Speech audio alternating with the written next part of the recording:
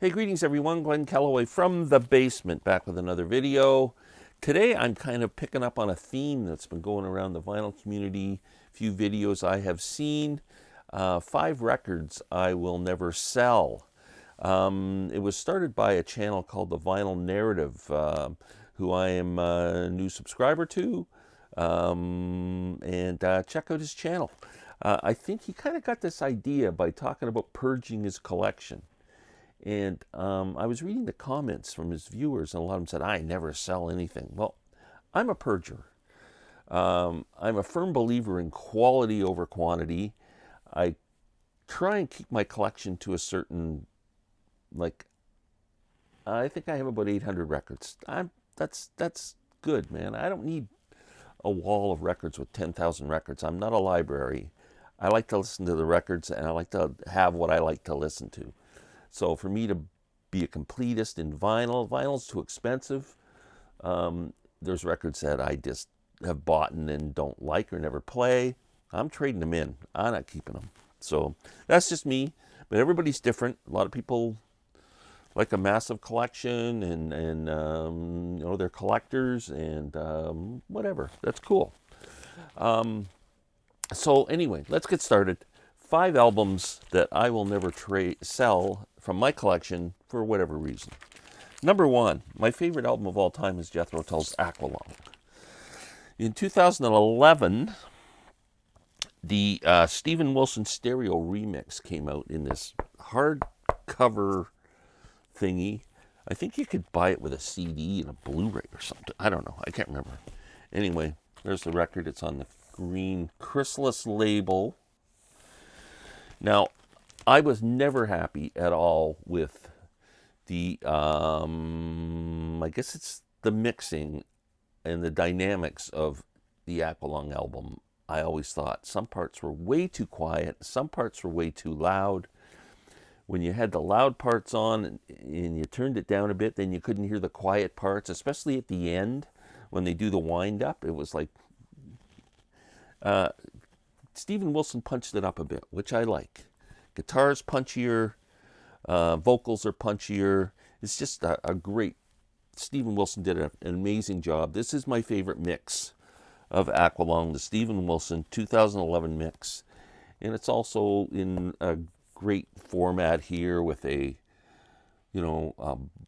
book and lots of reading material and whatever. So, excellent release. I love it, and we'll never part with that. I believe you can still probably pick it up for $60 or under $100, I'm sure.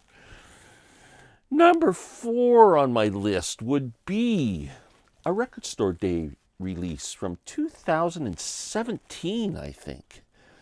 10 years after, the Cap Ferret Sessions. This came out on a nice colored vinyl there, like an aqua blue.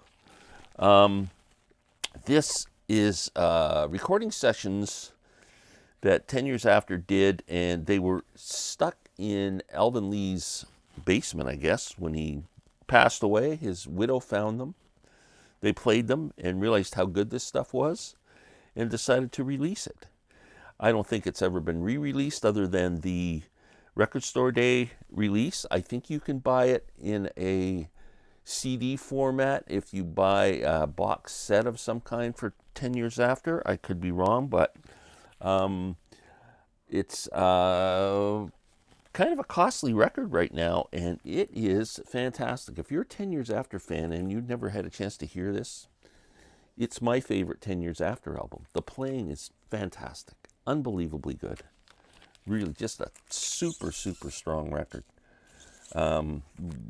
Never part with that. Never. Okay, what's next? Number 3 on my list would be, I'm a huge fan of Arthur Brown. I think Arthur Brown just deserves much more love and respect in the VC, from the crazy world of Arthur Brown in the 60s with I Am the God of Hellfire to the albums he's been putting out still to this day in his 80s. And my favorite Arthur Brown album is a band he put together called Kingdom Come in the early 70s, and the album's called Galactic Zoo Dossier. One of my top 10 albums of all time, actually. I bought this from Arthur's website, and it comes on a really interesting colored vinyl splatter. And what I like about it the most is that Arthur autographed it.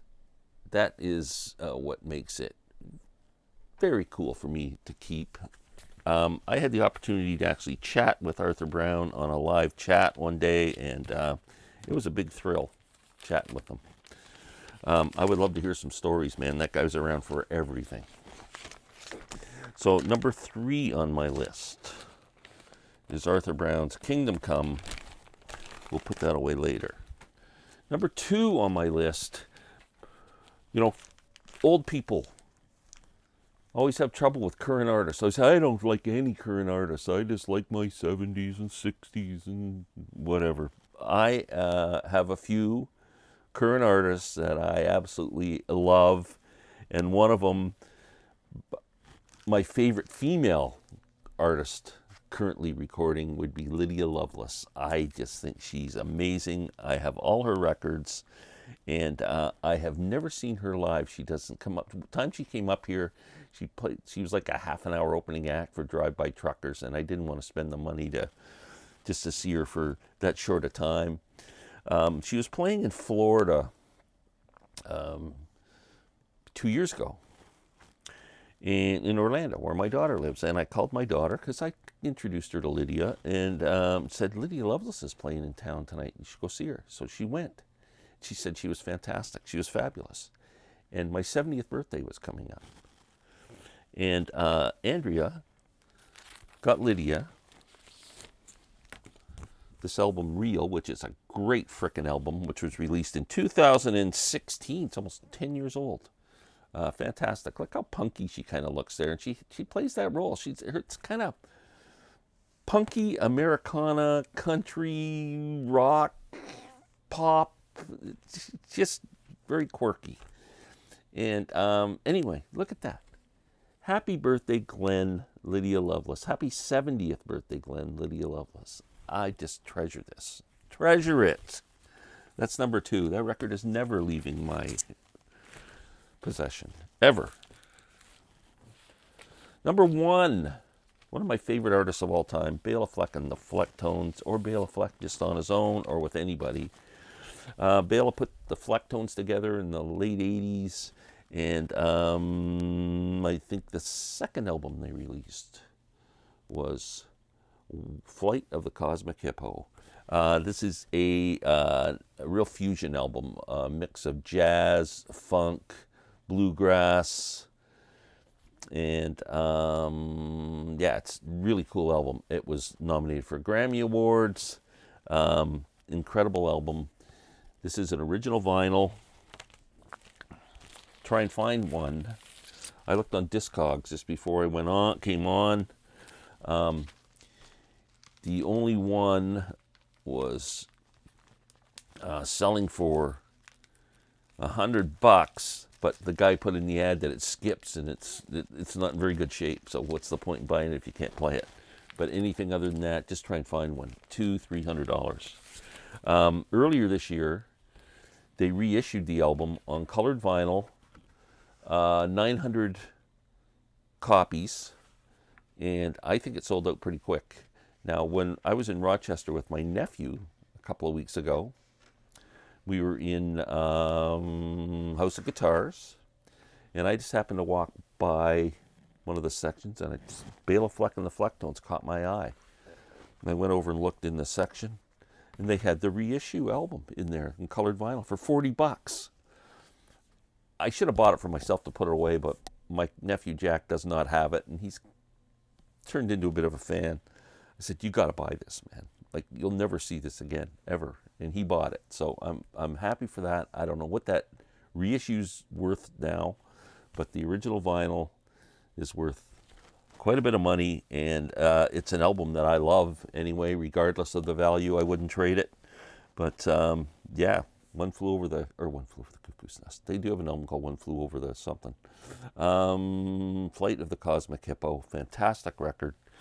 That is 5 records I will never sell. Thank you so much for watching. Take care.